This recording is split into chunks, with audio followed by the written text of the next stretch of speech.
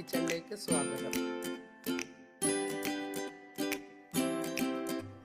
ഇന്ന് നമുക്ക് കുഴയട ഉണ്ടാക്കാം.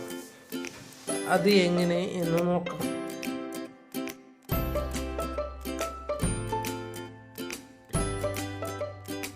ഇത് സാധാരണ അടയിൽ നിന്ന് ചെറിയൊരു വ്യത്യാസമുണ്ട്.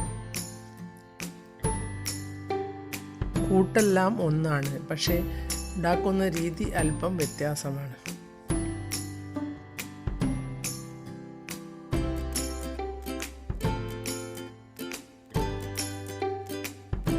ഇനി വേണ്ട സാധനങ്ങൾ: ഒരു മുറി തേങ്ങ ചിരവിയത്,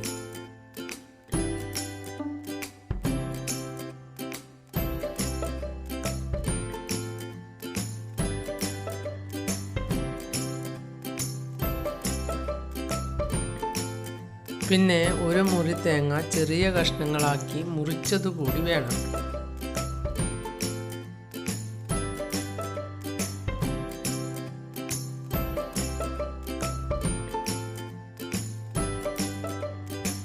അത് നമുക്ക് അട കഴിക്കുമ്പോൾ ഒന്ന് കടിക്കുന്നത് നല്ല സ്വാദാണ്.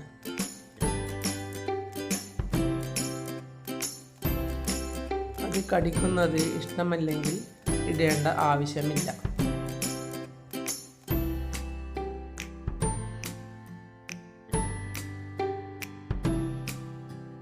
ഇനി ചിരവിയ തേങ്ങയിലേക്ക് ഒരു നുള്ളി ജീരകമിട്ട് നമുക്കൊന്ന് പൊടിച്ചെടുക്കാം.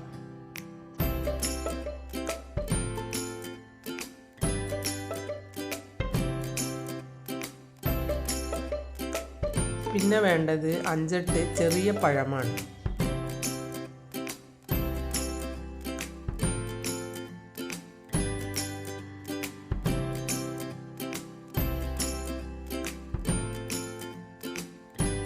ഇനി വേണ്ടത് 2 കപ്പ് അരിപ്പൊടിയാണ്. ഇതിലേക്ക് 1/2 ടീസ്പൂൺ ഉപ്പിട്ട് ഒന്ന് ഇളക്കി കൊടുക്കാം. ഇത് വറുത്ത അരിപ്പൊടിയാണ്.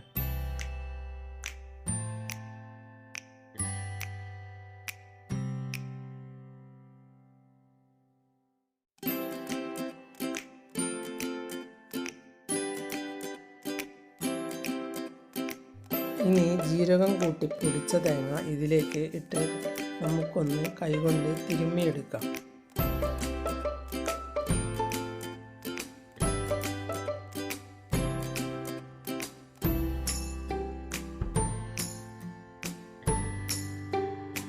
വെള്ളമൊഴിക്കാതെയാണ് തിരുമ്മിയെടുക്കേണ്ടത്. ഞാൻ ഇതിനു മുമ്പ് ഒരു ശർക്കര കൊണ്ടുള്ള ഇതുപോലെയുള്ള ഒരു അട ഇട്ടിരുന്നു.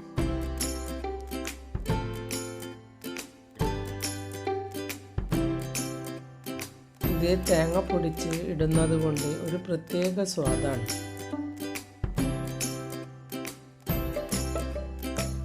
ഇനി ഇതിലേക്ക് 1/2 കപ്പ് പഞ്ചസാര ഇട്ട് കൊടുക്കാം.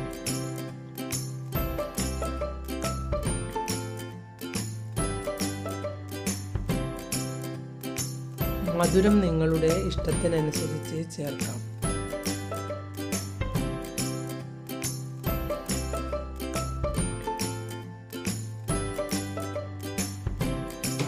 ഒന്ന് ഓർക്കേണ്ടത്, വെള്ളം ചേർക്കരുത്. വെള്ളം ചേർത്താൽ അടയുടെ പാകം മാറിപ്പോകും.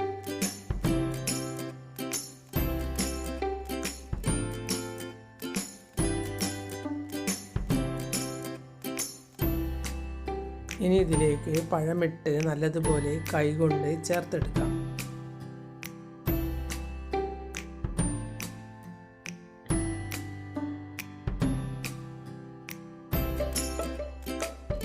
ഇനി ഇതിലേക്ക് 1 ടീസ്പൂൺ ഗീ ഇട്ട് കൊടുത്ത് ചെറുതായി മുറിച്ച തേങ്ങയും ഇട്ട് കൊടുത്ത് ഒന്ന് നല്ലതുപോലെ ചേർത്തെടുക്കാം.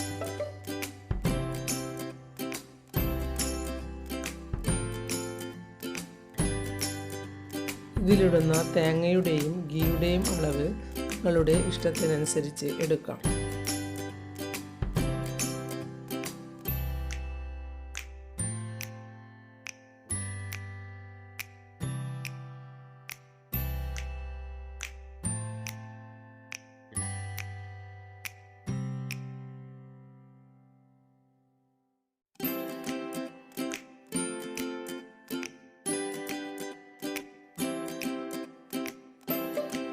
ഇനി ഒരു ഇലയിലേക്ക് അല്പം ഗീ തേച്ച് നമുക്ക് ഈ മാവിട്ട് ഒന്ന് പരത്തിയെടുക്കാം.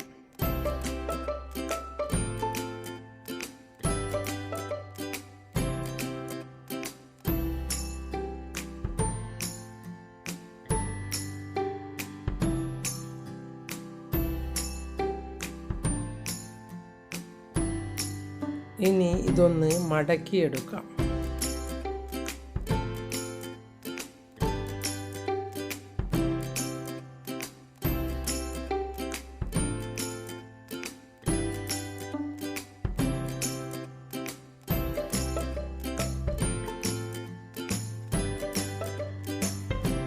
ഇത് നമുക്ക് ഹെൽത്തി ആയ നല്ലൊരു അട തന്നെയാണ്.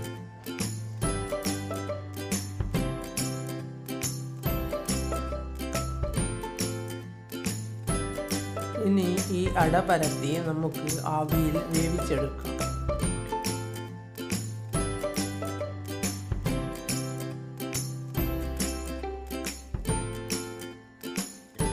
ഇനി ഒരു പാത്രത്തിൽ വെള്ളം വെച്ച് നമുക്ക് ഇതിലേക്ക് പരത്തി വെച്ച അട വെച്ച് കൊടുക്കാം.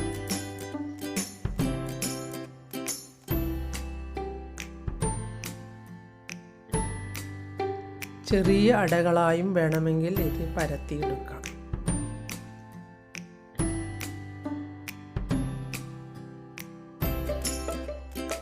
ഇത് എല്ലാവർക്കും ഉണ്ടാക്കി കഴിക്കാൻ പറ്റിയ നല്ലൊരു അടയാണ്.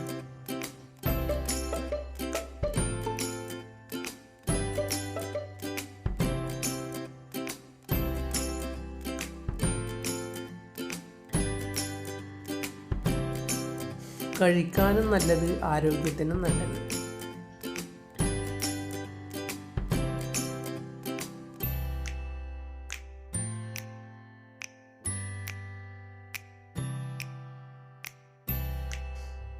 ഇത് കണ്ടാൽ പാചകം പഠിക്കാൻ തുടങ്ങുന്ന കുട്ടികൾക്ക് പോലും ഉണ്ടാക്കി കഴിക്കാൻ പറ്റും.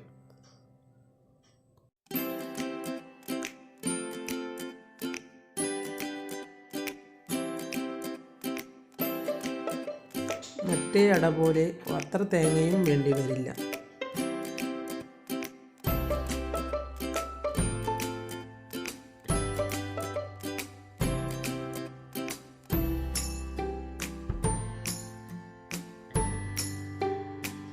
തേങ്ങയും ജീരകവും പൊടിച്ചിടുന്നത് കൊണ്ട് എല്ലാ ഭാഗത്തും എത്തുകയും ചെയ്യും.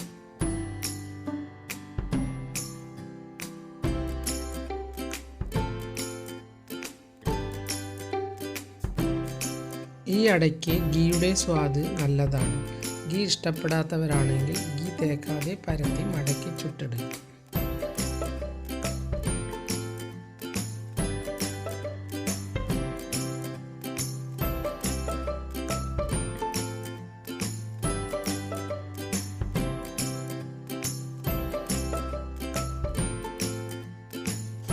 ഇനി നല്ലതുപോലെ വെന്ത് വരുമ്പോൾ നമുക്ക് ഇത് ആവി കയറ്റിയ പാത്രത്തിൽ നിന്ന് പുറത്തെടുക്കാം.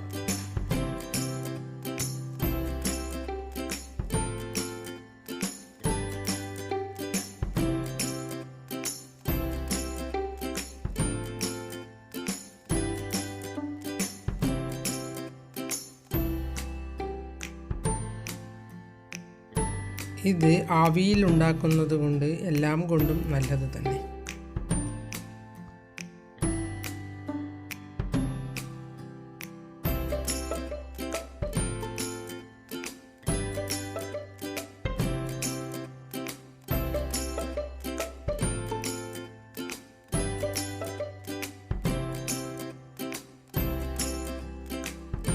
ഇത് ഹെൽത്തി ആയ ഒരു പലഹാരമായതുകൊണ്ട് എല്ലാവരും ഉണ്ടാക്കി കഴിച്ചു നോക്കും.